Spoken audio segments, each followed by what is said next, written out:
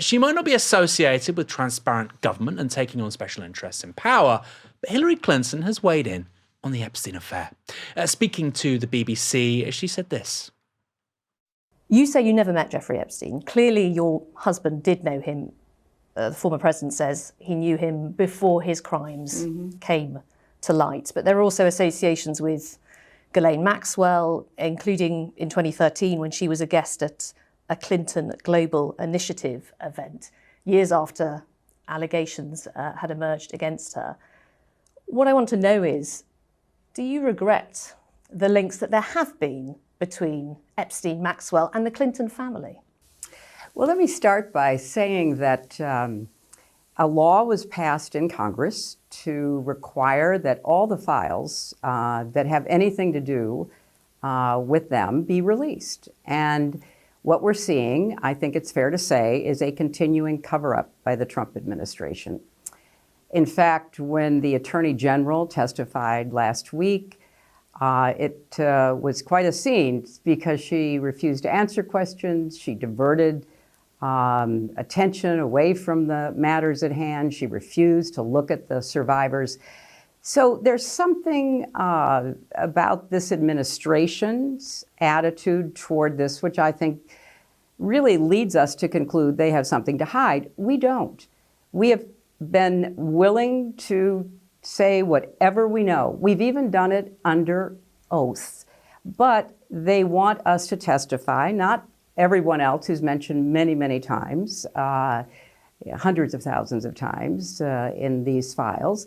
So we've said, fine, let us do it in public. And we will appear in public and we'll answer all your questions. And we'll get to that in just a moment. But just to be clear, do you regret the links that there have been? You know, we have no links. We have a very clear record that we've been willing to talk about, which my husband has said. He took some rides on the airplane for his charitable work. I don't recall ever meeting him. Did you ever meet Ghislaine Maxwell? I did on a few occasions, and thousands of people go to the Clinton Global Initiative. So it to me is not something that is really at the heart of what this matter is about. They are accused, and in both cases were convicted of horrific crimes against girls and women. That should be the focus. And we are more than happy to say what we know, which is very limited and totally unrelated to their behavior or their crimes. And we want to do it in public because let's make this transparent. The survivors deserve that. The public deserves that. But, you know, the Republican member of Congress who is running this hearing or this investigation is trying to protect the president. So let's get to what's really at stake here. That's pretty extraordinary, what she's saying, right? She's, perhaps accurately, by the way, alleging that Trump is mentioned many, many, many, many times. We don't know how many. And by the way, this doesn't come from nowhere. As I discussed with Richard Saunders last week, that interview can be found on our YouTube channel. Virginia Giuffre was working at Mar-a-Lago when she met Ghislaine Maxwell, and by extension, Jeffrey Epstein. She met them at Mar-a-Lago, you know, the place that's owned by Donald Trump. What did you make of that? It does feel like she's actually going on the offense a bit. So partly, I mean, it's ridiculous. She's saying, yeah, I knew Ghislaine Maxwell, so what? I knew loads of people. She went to your daughter's wedding. Okay, that's not loads of people. That's quite a close relationship. She went to your daughter's wedding. But also, I mean, that going on the offensive, I wonder where that comes from, right? Because ultimately, Trump is still the president. Yeah. I want to read you something quickly, Aaron. Please indulge me. It's brief.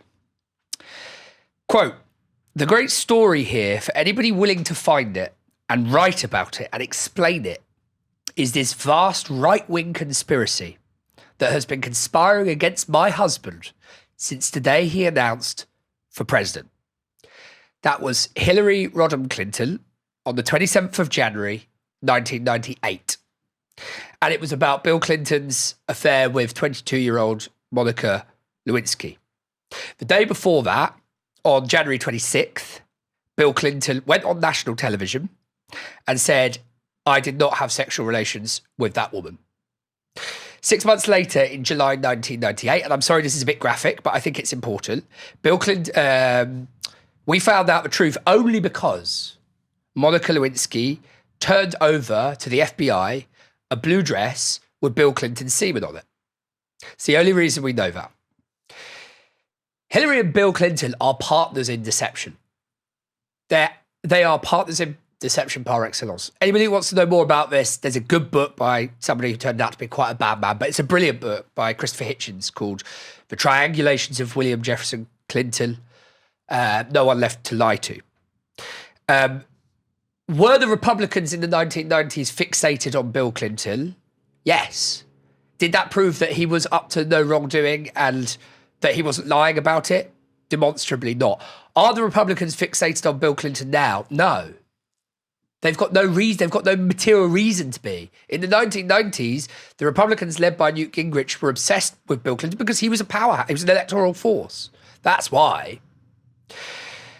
I don't want to get sued.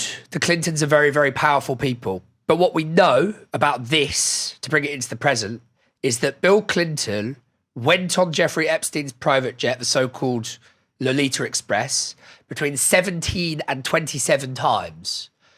From 2000 to 2003. She says, it was for his charity work. Why? The Clintons are fabulously wealthy. They've been fabulously wealthy since the 1990s. Why did he need to go between 17 and 27 times on the Lolita Express, so-called? It's a perfectly good question and something I think she should be asked, frankly.